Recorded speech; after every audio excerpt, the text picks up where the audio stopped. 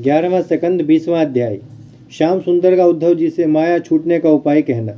उद्धव ने विनय किया, हे यदुनाथ, आपसे सब ज्ञान सुनकर उसका अर्थ मैंने यह समझा कि संसारी माया मोह में फंसना बुरा है और विरक्त रहना उत्तम है। कोई उपाय ऐसा बतलाइए जिसमें मनुष्य संसारी माया में ना फंसे। यह बात सुनकर श्याम सुंदर ने कहा, हे उद्धव, हमने 3 तरह की राह भवसागर पार उतरने के लिए तुमसे कहा। एक ज्ञान, दूसरा कर्म, तीसरी भक्ति।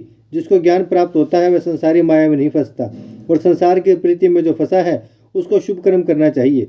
जो लोग अपना मन ज्ञान की ओर कुछ लगाए रहकर संसारी माया में भी लपटे हैं उनको भक्ति करनी उचित है। जब तक मेरी कथा सुनने में प्रीति न होकर उसका मन संसारी माया में विरक्त न हो तब तक शास्त्रानुसार कर्म करता रहे। जो धर्म स्वर्ग जाने के लिए शास्त्रों में लिखे हैं वे धर्म करे। संसारी सुख व स्वर्ग जाने की कुछ चाह न रखे, तब कर्म करने से बिना इच्छा भी वह सुख मिलेगा।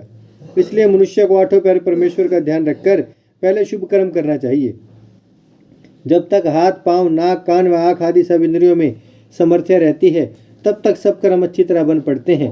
बुढ़ापे के समय इंद्रियों की समर्थ्य घट जाने से कोई कर्म विधि पूर्वक नहीं बन पड़ता। इसलिए कभी ऐसा विचार न करना चाहिए कि अभी तरुणाई में संसारी सुख उठा लें, बुढ़ापे के समय परलोक का सोच कर लेंगे।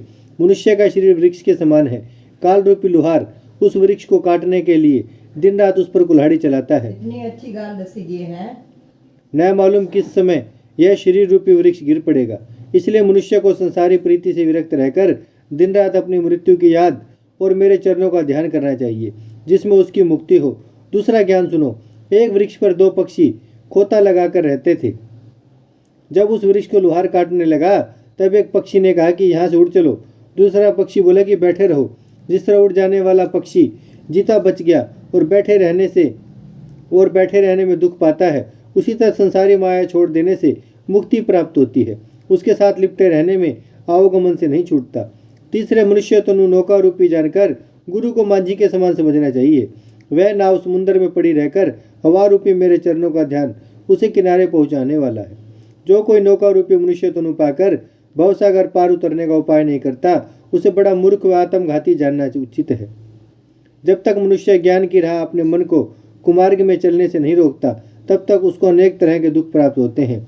इसलिए चंचल मन को कुमार्ग पर चलने से धीरे धीरे रोके तो कुछ दिन ऐसा सावधान करने से उसका चित्त विरक्त हो जाता है।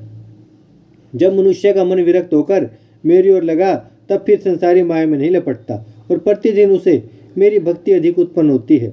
जो कोई अपने वर्ण व आश्रम के धर्म और मेरे चरणों में प्रीति रखकर मन में इस बात का विश्वास जाने कि हरि चरणों का ध्यान करने के प्रताप से संसारी माया छूट जाएगी, वह मनुष्य अवश्य मुक्त होता है।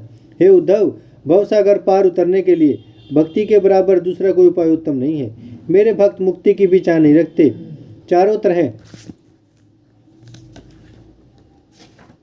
की मुक्ति मुझसे ना लेकर भक्ति को उससे अच्छा जानते हैं। जिस पर मैं बड़ी कृपा करता हूँ उसे भक्ति प्राप्त होती है। ब्रह्मादिक देवता उसके दर्शन की चाह रखते हैं। ओम श्री लक्ष्मी नारायण जी नमः।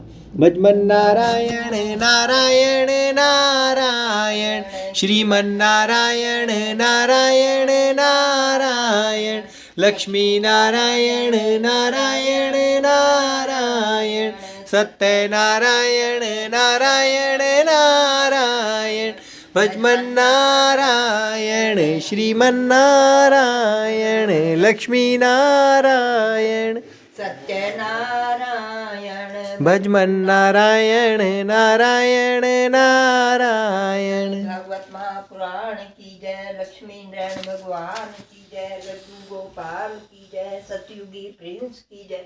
हर हर महादेव, हर हर महादेव।